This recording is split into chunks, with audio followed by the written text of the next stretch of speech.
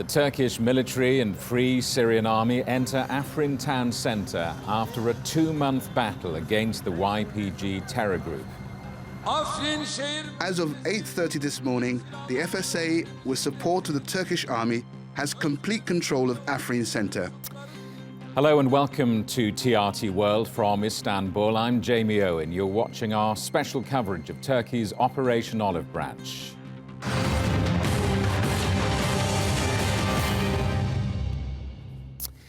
The Turkish army and the Free Syrian Army in Syria have taken control of the town centre in Afrin as part of a Turkish-led border security mission.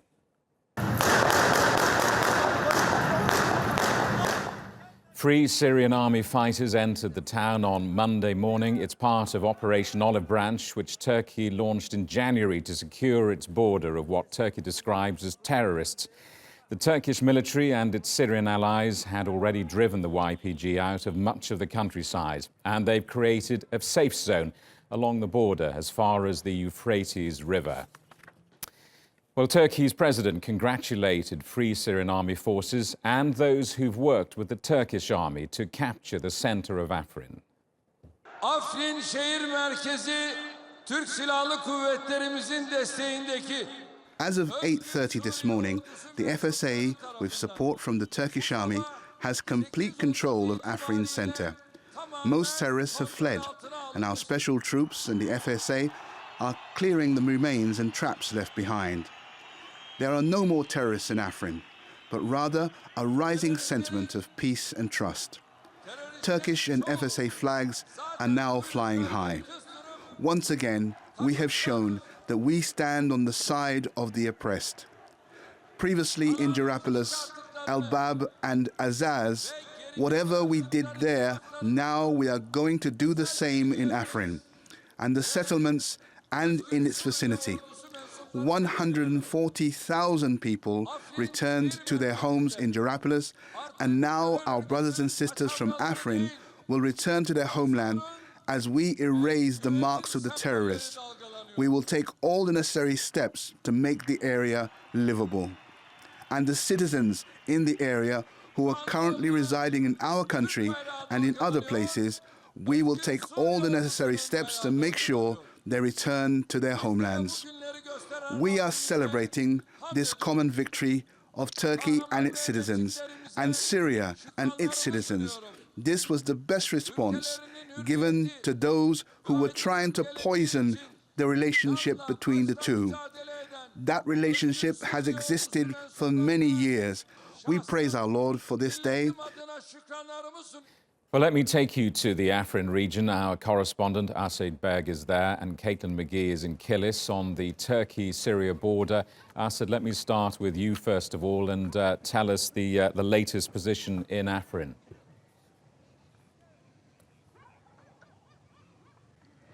Well, around Afrin, the Free Syrian Army members have taken up key positions and located themselves in key buildings. We were there earlier. The Free Syrian Army now have complete control of Afrin town. It was a hard-fought battle, but there's still much to do. As we entered later on today, after the morning's after the morning period, we saw a Free Syrian Army soldier being taken away in an ambulance because he had been injured by a landmine.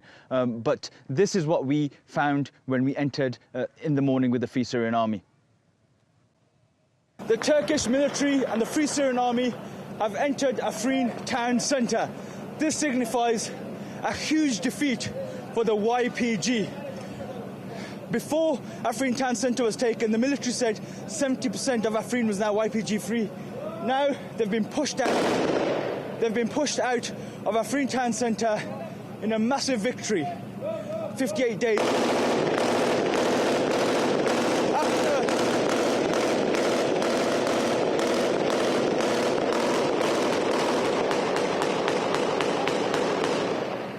58 days after Operation Olive Branch began, the YPG are now out of Afrin town. Asad, so that's the military position and it's very clear, but what have you been hearing from ordinary people who live there?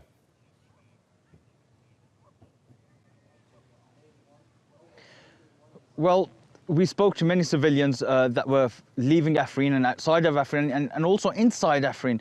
There was some fear because the YPG have been in control for so long, and other people were welcoming the forces, the Free Syrian Army and the Turkish military. In fact, there was a lot of praise for especially the Turkish military.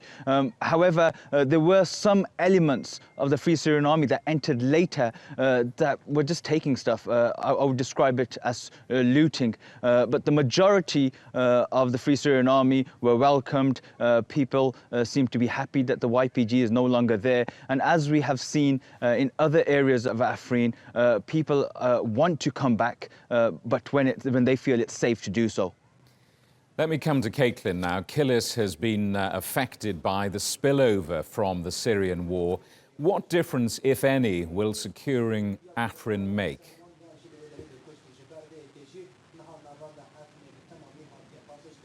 Well, we're 5 kilometres from the border, and Kilis has really felt the impact of fighting from northern Syria in the past, both in terms of social change and security. One of the main objectives of Operation Olive Branch was to link Afrin to another piece of land that Turkey captured last year and create a kind of border security zone of sorts. Now, that would be beneficial for Kilis because even though it's stable now, back in 2016, when Daesh controlled towns over the border, they were firing rockets in here repeatedly. It was so intense at one point, it was daily. 21 people were killed in those attacks. So Kilis has really paid a price for its proximity to the border. In the past, Turkey has said it wanted to set up a sort of safety buffer zone near here. That has not materialised yet, but now it potentially could. And what is the reaction of Syrians living in Kilis to this military operation?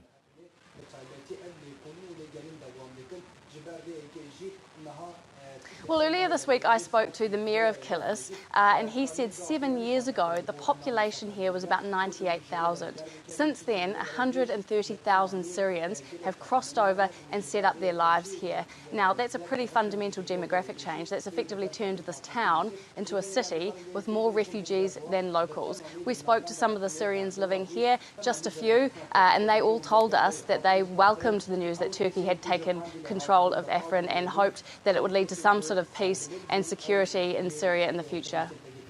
Caitlin McGee in Kilis and Asad Beg in Afrin, thank you both very much. Well, the YPG has become one of the main players in this 8-year war in Syria. Backed by the United States, the group has captured large areas of territory, including the oil-rich regions of northern Syria. Joseph Hyatt is here now with a bit of context. Joseph. Thank you, Jamie. Well, the YPG was formed in 2011 by leaders of the PKK, which Turkey designated a terrorist organisation for its 3-decade armed campaign against the Turkish state that has claimed more than 40,000 civilians and security personnel. The YPG took control of towns including Afrin and Kobani from the Assad regime in 2012. It also defended Kobani against Daesh, which gained it international recognition as a fighting force. On the instruction of US generals in the field, the YPG was renamed the Syrian Democratic Forces, or SDF, in 2015 in an effort to give it more international credibility. With the support of the US, the YPG expanded its control over the region and along the border with Turkey. It managed to capture the key city of Manbij, as well as the provinces of Hasaka and Raqqa that are rich in oil.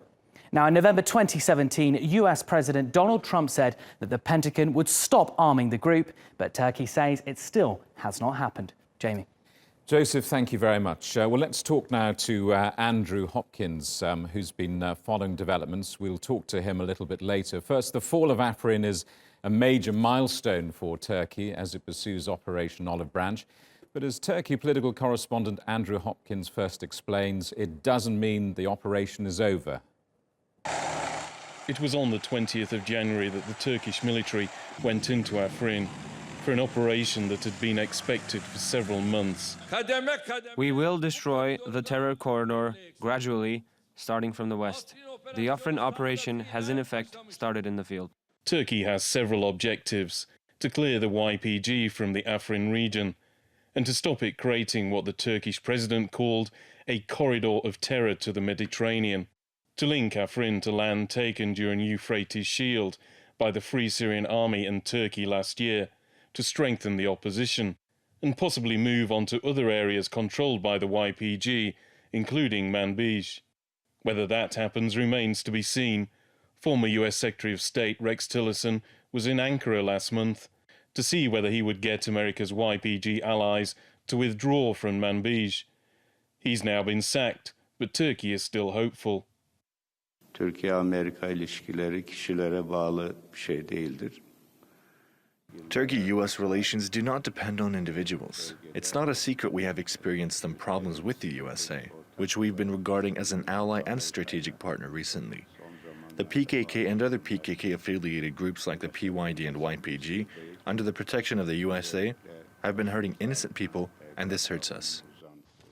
But it's not just about the battlefield. Turkey also says it wants to keep civilian casualties to a minimum and make the area safe so people can return to their homes. And it's not yet clear how that will turn out.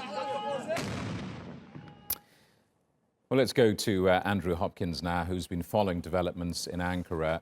Now that Afrin town centre has been taken, is Operation Olive Branch complete?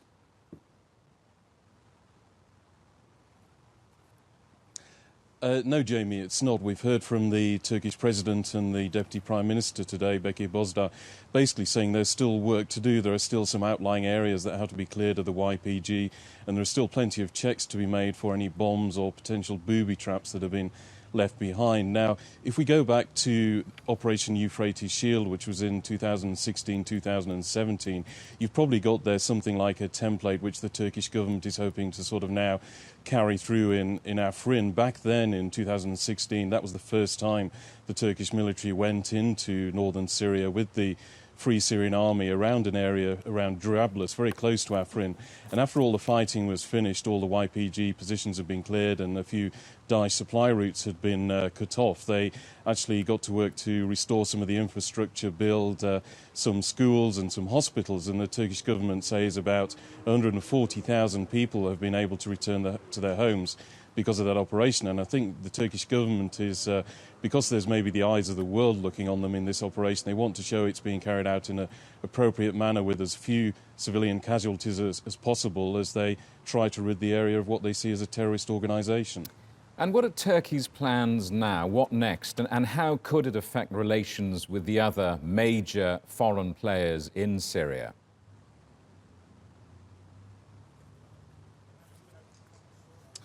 Well, the United States was never really that keen on this Afrin operation, and as it sort of moves into its later stages, attention's probably going to move towards another city called Manbij, which is not actually part of Afrin, but is in northern Syria. It's also controlled by the YPG, and there's also a presence of United States troops there. Now, Turkey for some time has been trying to get the YPG to pull out of that city too, and has been threatening to go into there as well. Now, the US Secretary of State, the former one, Rex Tillerson, he was in Ankara last month to try and come up with a solution with Turkish officials to this situation. But now he's been sacked. That situation has been left a bit dangling. Nobody's really sure how the new Secretary of State's going to view this particular problem. So that's we'll have to wait and see as regards relations with the United States now with Russia. They really gave their tacit consent to this operation. They had a few military observers in Afrin before, which they withdrew. And Iran, they have been critical of the operation, but they haven't really been the loudest critic in the room. And the fact that the three presidents of Turkey, Russia and Iran are all going to be having a meeting here in Ankara in a couple of weeks' time probably shows you that it's not really affecting relations with those at all. Andrew Hopkins in Ankara, thank you very much. Well, Operation Olive Branch was launched almost 2 months ago. Let's take a look at some of the figures. Since then, it's claimed more than 3,500 YPG terrorists who've been killed, injured or captured. And to give you some perspective on that, the Turkish army says it now has control of more than 90% of the Afrin region. So far, 46 Turkish soldiers and 159 FSA fighters have lost their lives since the operation began. Turkey says it has protected civilians. Well, let's talk to Professor Ahmed Oysal now, who's the director of the Center for Middle East Studies in Ankara. First of all, what next for Operation Olive Branch in your judgment, now that Afrin centre has been taken from the YPG? Yes, good night for everybody. Good evening. I think the next step is to clean all the mines and booby traps, etc. Plus to secure the region, the villages and the towns, and which is continuing. But after that, to establish a more civilian government in the region. This is the purpose, and to make sure that PKK does not enter or return to destabilize the region, and to leave or to prepare the rule of law in the region. And with the Syrians and maybe Syrian Kurds also, Turkey prepares to make a more livable region for everybody, because we have so many Kurds inside Turkey right now as refugees or visitors that fled from PKK persecution. Now they will go back and they will take care, or they will be part of the solution right now. So it's going to be a rebuilding process, rebuilding the almost all institutions inside Afrin. So is this the end of the road for the YPG in the region of Afrin? I mean, is there any possibility of them regrouping and launching some sort of counterattack? I don't think so. Maybe they can attack a couple of maybe security facilities, etc., and create some terroristic activities. But other than that, I don't think they will have any ground to come back, because they are tested and they were tested and they failed. And especially these ditches around the city, the PKK trusting the Kurdish population or counting or betting on the Kurdish population would follow them. And this did not happen in Diyarbakir and in other cities that PKK tried. And they also failed one more time in Afrin, that Kurdish people did not go war or go fight with them or protect them. When the civilians in Afrin left the PKK, they had to flee also. So there is no, I mean, I don't think there is a strong base. There is some following for PKK, PYD inside Afrin, but I think with this corrupt rule that they establish in the region, I think nobody will miss them, especially the Afrinians and the Kurds in the region will not miss them. So they will they will not find any ground to regroup or to reform themselves or reorganize themselves to come back. But there are, of course, this is almost like an industry right now, a terror industry for PKK. They can buy some people or they can find some maybe committed followers, but few of them, especially when the foreign fighters, stop supporting them, that we see in Afrin also. So they will have less support, especially less chance. Also, Turkish security forces will take necessary measures not to allow them. So I don't think this is a big problem right now. Professor, thank you very much for your time. Yeah. So how is all of this being received in Washington? Adiz Tianshan is in D.C. for us tonight. Any U.S. reaction so far to today's events? Well, the United States has been very ambivalent. It's no secret to any of the U.S. officials that the groups Turkey's fighting in northern Syria have direct organic links to the PKK, a group that the U.S. itself considers a terror group. But in a strategic move, they've chosen to use them against Daesh. And so there's a major conflict of interest here, and that's why we are getting mixed messages. On one hand, White House was suggesting earlier this year that the U.S. was easing off its support for the Syrian Kurds, but on the other hand, almost simultaneously, we're hearing from the Pentagon a contradiction, saying that it would continue to stand by the Kurds. Now, these conflicting messages appear to be an effort by the U.S. administration to balance competing pressure. So while the Kurds are considered critical partners on the ground, the United States is also trying to appease a NATO ally, which has been furious over the U.S. military support for its archenemy. And given that Manbij is the next objective in Turkey's operation, what tensions could that potentially cause between these two allies? Well, the stakes are going to be much higher now because Turkish forces are threatening to attack Manbij as well, to clear that area from YPG forces as well. But that's where United States has deployed military personnel in their fight against Daesh. Now, a spokesperson has commented to that scenario, saying that the coalition forces are there in that area and they have a right to defend themselves and will do so if necessary. And we've also heard from White House after Turkey signaling of potential attacks against Manbij. They've said that they urge Turkey to de-escalate and limit its military actions. But Turkey remains committed. We're hearing that they want to clear that entire area. So there is a real risk that Turkish and American forces could find themselves on different sides of the same front line, which is a scenario that obviously nobody wants. But how to avoid it exactly has still not been addressed. Now, we had a meeting expected between the former Secretary of State, Rex Tillerson, and his Turkish counterpart, Mevlut Çavuşoğlu, who was expected to arrive in Washington this week. But that meeting has obviously got cancelled because of his Tillerson's unexpected departure. Now, that another high-level meeting will still be taking place among high-level officials this week on Wednesday, on the 21st of March. But obviously, the fact that Pompeo will be replacing Tillerson only by the end of the month, that some of the key positions has still not been filled in the Trump administration, are obviously slowing down these diplomatic contacts. Adiz, for the moment, thank you very much indeed. Well, let's get more now on the operation's impacts on the Turkey-US relations. Let's talk to TRT World Defense analyst Ubey Shibanda. I just want to pick up with you, first of all, on the sense of the changing nature of the US administration. We've seen a number of changing faces in the US, and I wonder how difficult that makes Turkey's position in negotiating and talking to one voice in the White House and the administration. That certainly has complicated things. There was meant to be another round of negotiations between the U.S.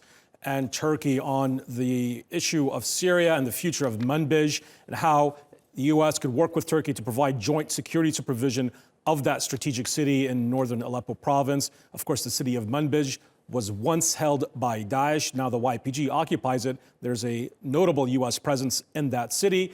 Capturing that city is important because it is the gateway into eastern Raqqa province and the middle Euphrates River Valley. So it is a prized strategic city that is meant to hold the gains made against Daesh, to stop Daesh from re-emerging. Now, the problem is that who can Turkey negotiate with? Now we have a new Secretary of State. Pompeo is coming from the CIA. It's notable also that the CIA also has a relationship with the YPG on the counterterrorism front, on fighting against Daesh. But now we have a whole new strategic reality on the ground in Syria, as the YPG has officially declared it will no longer fight Daesh, will rather use its resources to fight the Turkish army and the Free Syrian Army. So now the question is, what will the U.S. do now that with Afrin operation almost concluded? Will the U.S. work with Turkey and possibly the Free Syrian Army to provide a joint security force for Manbij and possibly other Arab majority towns in the middle Euphrates River Valley and push the YPG out of these towns to the other side of the Euphrates River? It's a complicated question, and time will tell what the U.S. will do. Turkey's military will no doubt be relieved about today's news of taking Afrin center, but it would be naive, would it not, to think the terror risk and terror presence in Syria is suddenly over. It isn't, is it? Indeed. I mean, the capture of Afrin may be just the beginning. The YPG, now, the myth of the YPG and the myth of its invincibility has certainly taken a very heavy blow, given that the operation after 58 days was able to capture the majority of the province of Afrin and the city of Afrin. Of course, this is after a significant amount of bluster and bravado by the YPG PKK terror group, claiming that they would turn Afrin into a Vietnam for Turkey and the Free Syrian Army. That has not happened. But what will happen next? The YPG is still in control of a significant amount of territory in northern Syria and in eastern Syria that it could still use to launch cross-border attacks into Turkey proper and possibly into Afrin. So that's another major question here on what the YPG will do next. They are still heavily armed. They still have a significant amount of weapons that were provided to them by the U.S. on one side, and possibly some weapons that they've captured from the Assad regime. So we have to still be very cautious on what happens next. You still have a very determined enemy that has taken a very heavy blow, but we do know that the tactics of the YPG has been to hit and run, to launch guerrilla-style attacks. So that may be the next phase in this operation. And of course, there's still pockets of Daesh in eastern Syria that may now be able to expand as the YPG focuses its resources in fighting Turkey and the Free Syrian Army, and that's a potential danger, and that's why you really need the U.S. to sit in the negotiating table with Turkey to prevent Daesh from re-emerging in the areas that the YPG is no longer operating in. Ube Shabanda, TRT World Defence Analyst, thank you very much indeed. And don't forget, you can get more details on all of this story on our website. We'll have more international reaction to today's news throughout the course of the coming hours. From all of us here, goodbye.